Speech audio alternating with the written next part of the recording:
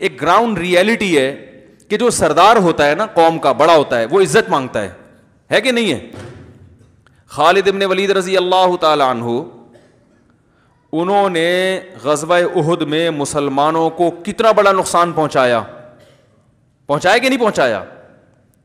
ہونا تو یہ چاہیے تھا، ہم اگر ہوتے، ہم کہتے ہیں کہ یہ بس ہاتھ میں آ جائیں کسی طریقے سے، ان کو تو چھوڑنا ہے ہی نہیں۔ احد میں جیتی ہوئی جنگ ہارے ہم ان کی وجہ سے، ابو سفیان اور خالد ابن ولید، یہ دو حضرات تھے جن کی وجہ سے مسلمان جیتی ہوئی جنگ ہار گئے، اور نبی کے سگے چچا شہید ہو گئے، 70 بڑے بڑے صحابہ شہید ہو گئے، اور اس میں سب سے بڑا کردار کن کا تھا؟ حضرت ابو سفیان اور حضرت خالد بن ولید کا۔ تو ہم ہوتے، ہم کہتے ہیں بھائی ان کو چھوڑنا ایسے ہے جیسے گستاخوں کو معاف کرنا، ہم یہی کہتے ہیں نا، ان کو نہیں چھڑیں گے۔ پنجاب میں ہوتے تو ہم کہتے ہیں مر جاؤں گا چھڑیں گا نہیں چھڑیں گے۔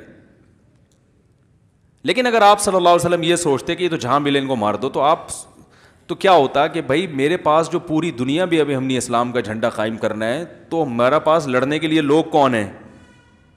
یہی ہے نا قریش کے لوگ۔ کیا خیال ہے بھائی؟ اتنے افراد کہاں سے لے کر آئیں گے؟ اگر انہی کو سارے ظالموں کو مار ہی دیں گے ہم، تو میرے پاس تو اتنے تھوڑے سے لوگ ہیں لڑنے کے لیے۔ تو بہتر نہیں ہے کہ ان کو کسی طرح اپنا بنانے کی کوشش کی جائے؟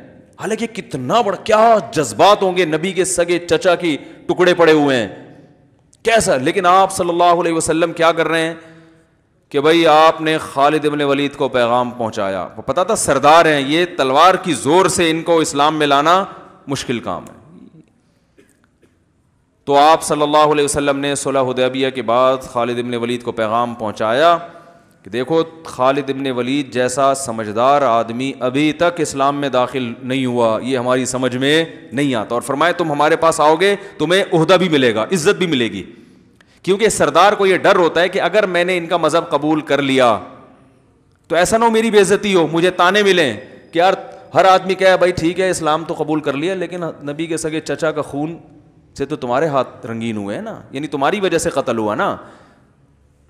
کسی کوئی اپنے باپ کا حوالہ دے گا کہ میرے باپ کو تم نے مارا، کوئی اپنے بھائی کا حوالہ دے گا میرا بھائی تمہاری وجہ سے، تو ممکن ہے مجھے غلام بنا کے رکھ لیا جائے۔ اور ایک آدمی جب ایک مقام تک پہنچتا ہے، آرمی میں ایسا ہوتا ہے نا کہ جونیئر کو چیف بنا دیا جائے تو سینئر استعفیٰ دے دیتے ہیں کہ یار جو ہمیں ہمیشہ سلوٹ کرتا رہا اب ہم اس کو کیسے سلوٹ کریں؟ انسانی فطرت ہے، یہ نیچر ہے۔ سمجھنے کے نہیں سمجھ رہے بھائی، جو ہمیں آج تک سلوٹ کرتا رہا ہے اب ہم اس کو کیسے سلوٹ کریں؟ تو آرمی کے جتنے سینئر آفیسر ہیں اکثر کیا کرتے ہیں؟ ریزائن دے دیتے ہیں۔ تو یہ انسان کی ایک نیچر ہے۔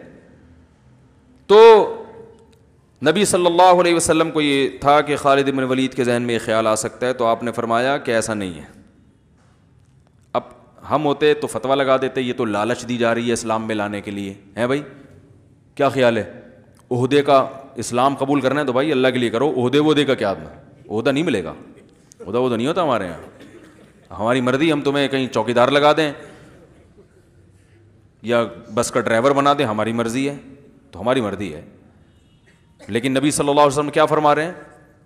بھائی تمہیں عزت اسی طرح ملے گی، اس لیے کہ آپ چاہ رہے ہیں کہ ایک دفعہ آ جائے نا، ممکن ہے تھوڑی سی لالچ دے کے بلاؤ، لیکن آ جائیں گے نا، کچھ دن ہمارے ساتھ ماحول میں رہیں گے تو اسلام میں خود اتنی اٹریکشن ہے کہ ان میں اخلاص پیدا ہو جائے گا، یہ عہدے سب قربان کر دیں گے، دفعہ آنے دو، غلط فہمیاں ہیں۔ تو یہ گراؤنڈ ریئلٹی کو دیکھ کر فیصلہ ہو رہا ہے کہ نہیں ہو رہا؟ اب بتاؤ ہم ہوتے ہم کہتے آنے دو ذرا، کہتے آن دے۔ تو وہ خالد ابن ولید رضی اللہ تعالیٰ عنہ سے 2 جنگیں ہو چکی ہیں، اس میں وہ ان کو ایمان کی توفیق نہیں ہوئی، اس جملے نے ان کو اسلام کی طرف مائل کر دیا۔ سردار آدمی تو پھر ایسے ہی ہوتا ہے نا، جو خاندانی سردار ہوتے ہیں وہ ایسے ہی ہوتے ہیں۔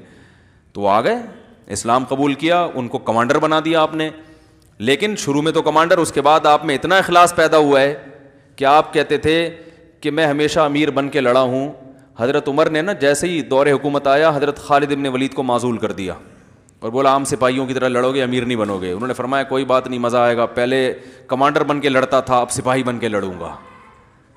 کیا خیال ہے؟ ورنہ کسی کمانڈر کو معزول کر دو, سپاہی بنا دو, بڑا غضبناک ہوتا ہے وہ.